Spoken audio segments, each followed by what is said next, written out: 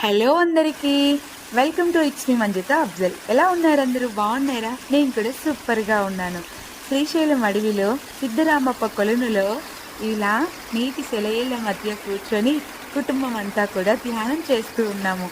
ఇంతలోనే ఒకరు వచ్చి, అమ్మా ఇక్కడ జీవాలు తిరుగుతూ ఉంటాయి, ఎవరో ఒకరు మెలకువతో ఉండాలి అని అనగానే మా వారు పెద్ద కర్ర పట్టుకొని అక్కడ నిల్చొనున్నారు. మేము మాత్రం ఇలా ధ్యానం చేస్తున్నాము. చెప్పిన అతడు ప్లస్ మా వారు ఇద్దరు కూడా ఉన్నారు. ఇంతకు ఎవరు చెప్పారు అంటే అడవిలో ధ్యానం చేసుకునేటువంటి వాళ్ళనమాట. చాలా చాలా సంతోషంగా ఉంది. ప్రకృతి వడిలో ఇలా నీటి సెలయేళ్ల మధ్య కూర్చొని ధ్యానం చేయడం అంటే అది మామూలు విషయం కాదు. ఎంతో అదృష్టం చేసుకుంటే కానీ ఇలాంటి పుణ్యం అనేది దక్కదు. ఆ పుణ్యం మాకు దక్కినందుకు చాలా చాలా సంతోషంగా ఉంది.